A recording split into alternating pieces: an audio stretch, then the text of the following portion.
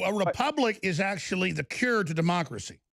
Yes, we have a Republican government. Read the Constitution. It guarantees to every state in the Union a Republican form of government. There is no mention of the word democracy in the Constitution, in the Bill of Rights, in the Declaration of Independence. America was not founded to be a democracy. We were founded as a republic to protect Americans from the tyranny of democracy, because democracy, like socialism, has failed every time it's been tried, because the people vote in socialism. And when you talk about democratic socialism, that's what it is. It's socialism where the people vote for it.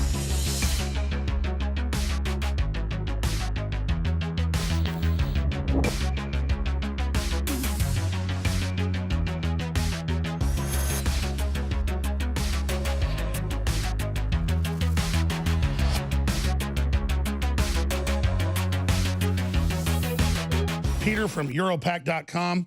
I want to get into the economy with you. I want to get into your statements on Alexandria Cortez and the pie in the sky. She's selling it just about the general nature of things. Look, I'm not paid by Trump to say positive things about him. I like a lot of what he does. I hate a lot of what he does. He's not fighting censorship. He's doing a lot of things I don't like. He's doing a lot of things I do like. But regardless, you've been predicting that if things keep going down this line, we could have Trump lose and then get a bunch of socialists in, but then that'll get a patriot in 4 years later. But I see America, and you're right a lot of the time, in major polls everywhere, we're kind of rejecting Cortez because she got so confident where we're going to ban cows and their farts, and we're going to ban airplanes, and if you don't want to work, you don't have to work. And then her claiming she didn't do it. I'm not saying she's on meth, but she looks like a meth addict to me. She looks like she has meth mouth. So does that professor she had on defending her on Tucker Carlson last Friday. I mean, are you changing your calculus now? Because it seems like you were right a few weeks ago, but they're going so far it could backfire. Yeah, as crazy as they are, it's ultimately not going to be about the climate change deniers, but the economy deniers. Look at the data out today. The biggest drop in retail sales in 1 month, this was December, since 2009. We were in the Great Recession the last time retail sales fell as much as they just plunged. Look at the numbers we got out yesterday on delinquencies in auto loans. It is an all-time record high. People who are 90 days or more behind in their car payments. I just read today that restaurant sales are falling now for 4 out of the last 5 months at the fastest pace in more than 25 years. That means restaurant sales now are weaker than they were in the 01 recession or the 08 recession. Now, of course, it'd be much better off. We'd all be better off if Cortez was still waiting tables instead of working in Congress. But these crazy policies that she's advocating, look, the public might just turn to them in 2020 if we are in a bad recession and it's all blamed on the tax cuts, on Trump, on deregulation. And the only solution left for people to grasp for is socialism. And of course, it's never worked. It's failed every time it's been tried, but that doesn't stop people from trying it again. Let me ask you this then, and I saw those numbers, and I agree that it's a bubble economy, and what are we supposed to do? But there's also the numbers. People say that there are fiscally the most positive about their investments and the future and the economy. And so if you're going to be in a fiat system, it's good to have confidence, because that's all you do have. And I know you're invested heavily in Europe and China, but I mean, at the same time, they're having some major financial problems as well. Not if the optimism is unfounded, and people are going to turn around very quickly when they wake up to reality. Look, the national debt just yesterday exceeded 22 trillion for the first time. We're going to break 23 trillion this year too. And we're continuing to go deeper and deeper into debt. Sure, but you're a smart guy, and I'm as Mr. Fiscal Conservative with you and gold, silver, all that. We've kind of like passed the point of no return now. We're okay. Adrenaline's keeping the body alive. Okay, let's keep it alive. I mean, we've kind of I don't think there's any putting Humpty Dumpty back together again. So I think it's like, where does the inflation go? Does it build some infrastructure? Does it build some factories? Does it give some confidence? I mean, I think we're so screwed now. The crash landing is just an inflation war. Yeah. Right. Well, inflation doesn't build anything. It destroys. All it does is destroy the value of money. It does in later stages if dictators run off and buy 100 Ferraris. But if you build infrastructure and attack bombers and cruise missiles, it does. No, it doesn't build. All that does is divert resources away from where they otherwise would have been deployed. You cannot make a country rich by printing money. Unfortunately, that's how Cortez ultimately is going to try to finance any type of Green New Deal that we get. No, you're right. She said, forget deficits, we'll print out of it like Venezuela. You're right. I'm just saying we're already on that course. Let me ask Peter Schiff this way. You're a smart economist, a self-made guy. A lot of predictions come true, like 9%. If we're going down the path anyways, is there any way to tailor the inflationary hellhole where it's better for the public? Like, if we're going to be executed, a little bit of like a cocktail before we get killed, or? Well, look, I do believe it's better to have a self-inflicted, implosion than one that is brought about externally in a worse crisis. We should bite the bullet and level with the American public about what needs to be done to solve the problems that were created by big government and the Federal Reserve. But, nobody wants to do that. Everybody wants to pretend it's great and keep kicking the can down the road. I just don't think Trump's going to be able to kick it down the road beyond the 2020 election. I think if you look at everything that's going on now, it's coming to a head, and I don't think he's going to get out of Dodge, the way Barack Obama did. But the craziest thing about Ocasio-Cortez's Green New Deal and what she's saying, and of course everything about it is crazy, but is the belief that this is actually going to be good for the economy. I mean, if we actually had to do this, if we really face this threat, this is going to be mutual shared sacrifice. Everybody is going to suffer to implement this, particularly the poor and the middle class. They're going to feel the burden the heaviest. But she is trying to, wrap this thing up as if everybody is going to benefit from a huge reduction in our standard of living, which would be required. And of course, when Cortez is always asked, or Cortez, how are you going to pay for this? Her answer is always, how do you pay for anything? How do we pay for World War II? Yeah, she's like a 5-year-old. So let me ask you this. Because we doubled our population and we won the war, you dumb idiot. That's a totally different ballgame right now. She just doesn't get it. No, but the point she doesn't get, Alex, is that the way we paid for those things is through massive tax increases on the middle class and the working poor. I mean, she doesn't know her history, but in 1929, just before the Great Depression, the lowest tax bracket for income earners was 1.5%, and the highest bracket was 25%. Now, even though we increased the top bracket from 25% to 92, and then it went down to 91 in 1946 after we won the war, we increased the lowest bracket from 1.5% to 24%. And we only lowered it to 20% in 1946 after we won the war. And let's be clear, the rich people all had it write-offs written into it. Well, of course, no, they didn't really pay that top bracket. But the point is that the middle class got hit with massive tax hikes, much bigger than the tax hikes on the rich. And so that's how we paid for the New Deal and World War II. And so if AOC wants to pay for the Green New Deal the same way, then it has to be through huge tax increases on her constituents. Well, let's talk about what her Green Deal, from your research, would do. Some are saying total collapse of civilization. It killed Spain. They tried half of this. It killed them. They were a booming economy until 10 years ago. Well, Peter Schiff's a smart cookie at Europac.com. I want to get his take on where he sees Trump's going and the economy and so much. I see where Trump was. It's easy to sit back as an economist and a smart guy and say, bite the bullet. And I might have done that if I was the president, but he thought he would wow the country over with some prosperity because all that had been given to the bankers for a while and not the people. But I agree with Schiff. This whole course is a collision course with disaster. And, but you talk up America and you say you love the country versus Cuomo saying America was never great. It'll never be that great. You can't help but love the guy.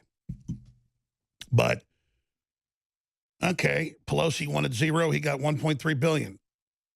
He could have declared the emergency and built the whole wall. He's going along with DACA. Now, in fairness, he said he'd go along with partial DACA. But then he's trying to get us out of Afghanistan and Syria. That's beautiful. So, I mean, I love Trump. I've been destroyed for it. I've been attacked. I've been demonized. We're going to go back to Peter Schiff in a moment. It's just that it is a quandary. And Peter Schiff's right. The economy is having some problems. And when people figure out that it's not all roses, they're going to turn on him like milk out of his expiration date. And the answer, then they've got it all primed, is men and women fighting with each other, racial divide, class envy, God, and then all the rich billionaires, like he was saying before the break, like that 90% tax you always hear about. They had family trust, they had deals, they had offshore. It's like, oh, Trump's a criminal. His dad gave all his wealth away when the kids were babies. That's what anybody does. It's how you get out of the taxes. So people go, why are all these rich kids trust fund kids? Because that's how the government don't get the money. They don't pay the taxes. Bill Gates, I should pay higher taxes. The guy pays basically zero. He has a tax-free foundation. We'll go back to Peter Schiff in a moment at Europack.com. Just briefly, my philosophy is this. Bring you the best products, the lowest prices. You'll get a great response. You'll love it. The supplements. But they're demonizing me selling high-quality fish oil, highest-end fish oil, private label by us, at half the price of the very same stuff sold at medical facilities. Because, you know, a lot of medical places now have a whole vitamin aisle. Your doctor tells you, well, $100 for the fish oil instead of $30 from us. Same fish oil, highest quality, best you can get. Protein bars, meal replacement. This is a $6 to $7 bar, but they mark them up 4, 5, 6, 7 times. We only mark it up 150%. Then we lower it with a discount to 100% markup. That means the bar costs us like $1.50. We're selling it to you for $3. But discounted, introductory, it's $2.40. 12 bars, incredibly tasty. This is vanilla coconut, my favorite. And we have the chocolate peanut butter as well. And it's our new product. And if you'll just get our fluoride-free toothpaste and sign up for auto ship, additional 10% off. If you'll just get our Wake Up America coffee for the mountains of southern Mexico, Chiapas, I think it's the best out there. People love it. It's got, look at that, 98% reviews. 794 reviews by Power Reviews, 4.9. Nobody's got that. It's the best coffee. It was already the highest rated. I'm like, what's the highest rated coffee at Whole Foods? It was like 10 years ago. It's High Mountain Chiapas grown, wild crafted. It's not even organic. It's beyond that. It's picked by the locals, and it's the highest rated Whole Foods. It's the best seller, too. I said, get me the distributor. Got him, made a deal. They were leftists. They got pissed, tried to change it. I went right to the rebels and got it. The point is that it's $10 less a pound than what they sell at Whole Foods. InfoWarsStore.com. Just get your coffee, get your toothpaste, get your protein bars from us, sign up for auto ship, and just forget it. You got it handled. And I'll be out there like an attack dog going after him. If you don't, Soros is going to shut us down. InfoWarsStore.com. Take advantage of the products today. Peter Schiff, you heard all my questions babbling, Europack.com. Nobody needs to have you introduced to them. You were getting into where you see the economy going, what's going to happen, Trump, all of it.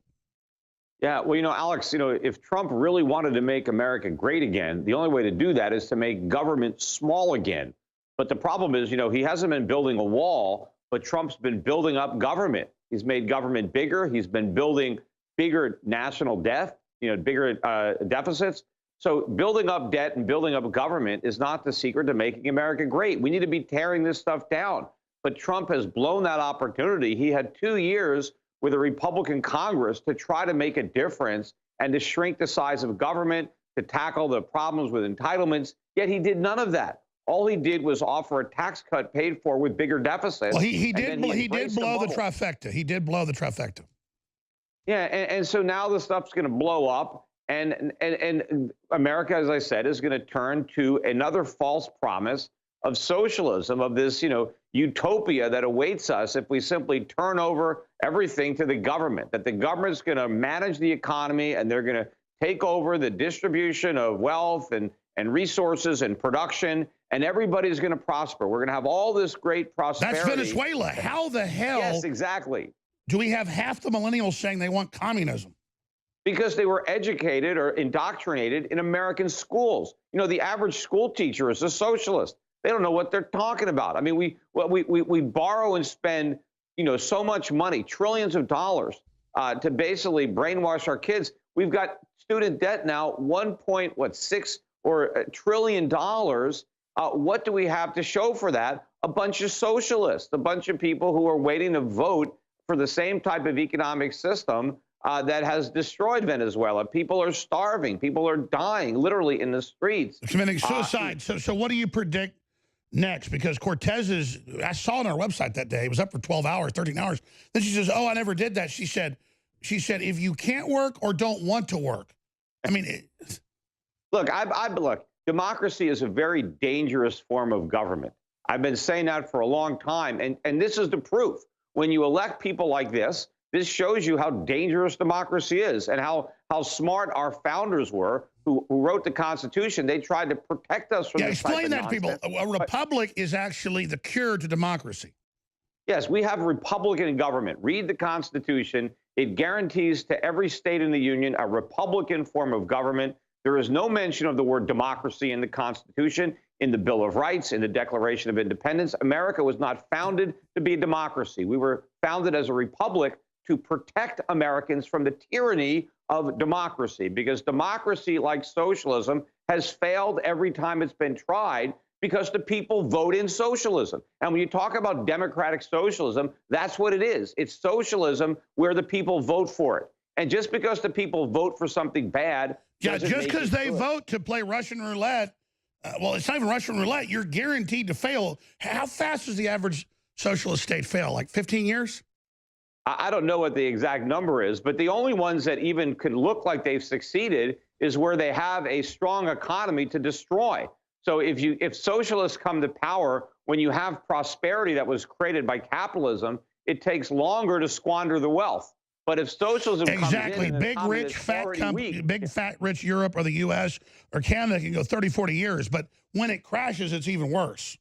Yeah, and so the problem is, though, we're going to embark on socialism in America when we're already broke. That's the problem, because we've already had a lot of socialism mixed in with capitalism. We've had this mixed economy, and capitalism gets the blame for the problems created by socialism. But we're deeply in debt. We have a completely screwed up economy. It completely depends on our ability to export dollars and import everything else. But people are not going to want the world's reserve currency to be a currency issued by a socialist country. When we start going down the Green New Deal and running massive deficits to try to create this, liberal utopia, the dollar is going to collapse. I mean, we're not going to be able to buy anything. So we're going to be having the same type of inflation that they're experiencing down there. Then I asked the question earlier, and then I forgot during the break. What does Mike Adams did a big video on this, and a bunch of experts looked at it. If we did her deal, if they tried to like tear down all the buildings that aren't whatever and got rid of the airplanes, I mean, you listen to this, it's like just cuckoo level. And like Trump said, only we do it, no one else does. What is the thinking there? How are we going to do it? Where are we going to get the resources? Where are we going to get the manpower? I mean, everybody's going to have to work 24 hours a day. But she said nobody has to work. The kids are going to have to drop out of school. The big news, the economy here, Europac.com, billions under management globally, been pretty accurate with his crystal ball. I've been asking the questions here, and I want to just ask that last one, then give you the floor the last 7-8 minutes here. Thank you for joining us. But how do you see this unfolding if Alexandria Cortez, AOC, got her way? Because, they're going to force this vote in the House to prove how crazy it is, but some say it might pass. I mean, this is pretty much mainline. The Democratic Party is becoming, this is its mainline, is what I'm saying. Yeah, I don't think it's going to go to a vote in the House. I don't think Nancy Pelosi is dumb enough to force Democrats to vote on this nonsense and take a side. But the Senate's calling for that. Yeah, well, because that makes sense, because the Senate is going to put a lot of Democrats in a very bad position. I mean, all the Republicans are going to vote against it proudly. But you have these Democrats that are afraid to go against it. I mean, look, when Ocasio-Cortez had her press conference announcing this nonsense, she was surrounded by older white men, right? I mean, all these white guys. Why were they there? Because they're trying to shore up their support from the minorities, the base of the left wing, the people that support Cortez in this nonsense. So they're lining up behind her because they're afraid. No, you're right. The Democrats are 100% racial now. It's all based on race. And so these guys, they're afraid to not support this. But a lot of these guys could be in districts where there's some people who are kind of in the center, some people who are independents. And, so they're going to lose in the general election, absent the complete collapse of the economy, which I think might happen, if they support this. So they're damned if they do and they're damned if they don't. They kill themselves in the primaries if they don't support it, but then they could blow the general if they do. So I think it's smart politically for the Republicans to bring this nonsense to a vote, but I don't even know what they're voting for. There isn't any real policy implications here. It's just these grandiose statements. Well, but it shows the cancer. It's the grandioseness.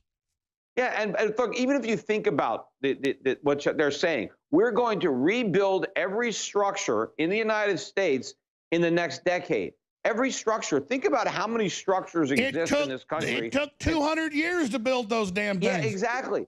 And we're going to rebuild them in 10 years. What, is every single person in America going to work construction?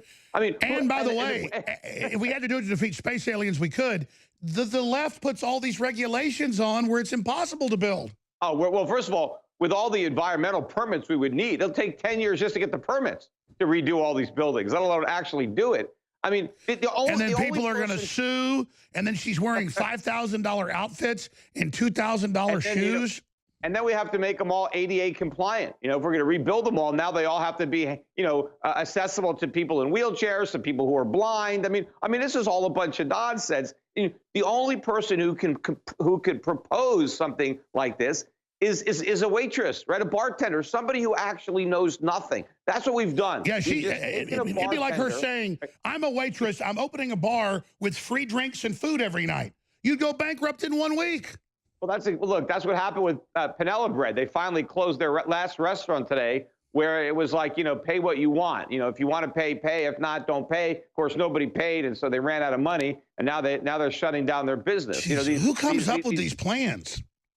Look, I would love to open up something like a green cafe, you know, just as a test case, where I said, hey, here's a green cafe, and we're going to pay people enough money so that even our dishwashers, you know, and our busboys can support a family. We're going to give them vacations and pensions and great health care, and we're not going to use any electricity that isn't generated by solar or wind. And, you know, but we're going to have to charge like $75 for a hamburger in order to make it all possible. I wonder how many liberals would come to my cafe and buy my expensive food to make all this fantasy a reality, because they never want to put their money where their mouths are when it comes to this stuff. So they are the party of Fantasyland. So let me ask you this.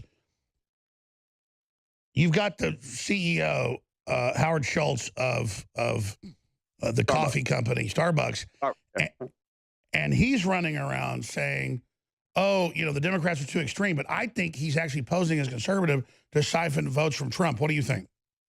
Well, I mean, he'd have to run as an independent. And if he does run it as an independent, you know, he may help Trump. I don't know. I mean, that might be something, you know, just like Ross Perot helped out Bill Clinton. I mean, he might actually help out Trump. Sure, but I'm asking you, what do you think, is you're a smart guy, is behind Schultz? Why do you think he's doing it? Oh, I have no idea, you know, whether he's just trying to get some publicity or if he really thinks he's going to run for president. You know, if he's going to run, I don't know why he doesn't just run in the Democratic Party as a centrist Democrat. You know, exactly. He could win there as a centrist Democrat.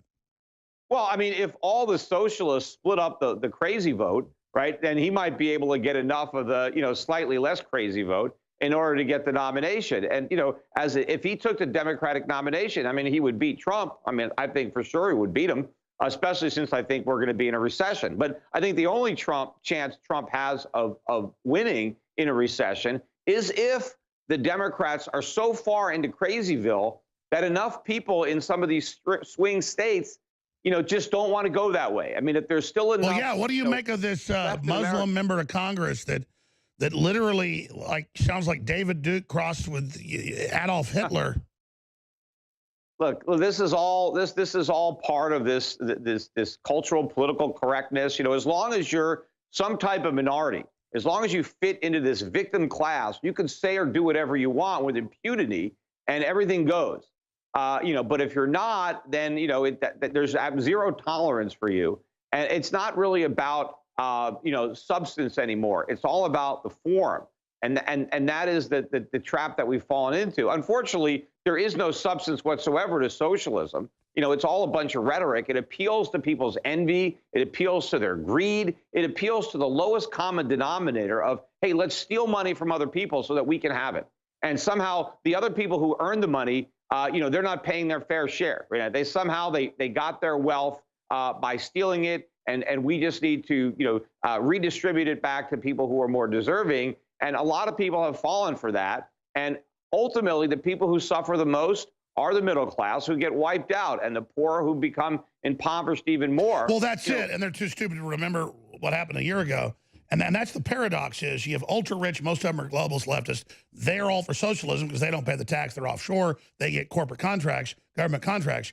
And so you got the dumb, unwashed masses. You got the elites that are totally soulless, and then they're just screwing over the golden goose and here. there are a lot of very rich Democrats, and they're probably going to get in trouble here because they're about to get eaten by their own people. Because you got all these big billionaires. I mean, there's some of the wealthiest people have been major contributors to the Democratic Party. Exactly, and now they've manifested a bunch of piranha-like, pro-Venezuela, pro-Somali folks that if you want to live in a mud hut and be sold into sex slavery, this is who you want to run things. Peter Schiff, thank you, Europack.com. We'll talk to you soon, my friend. Getting your protein has never been easier with InfoWars Life Protein Bars. Available in delicious chocolate peanut butter and vanilla coconut flavors, these protein bars are the perfect answer for a snack on the go. InfoWars Life Protein Bars are nutrient-packed, portable protein bars for an easy-to-eat and great-tasting meal. Pre- or post-workout fuel alternative.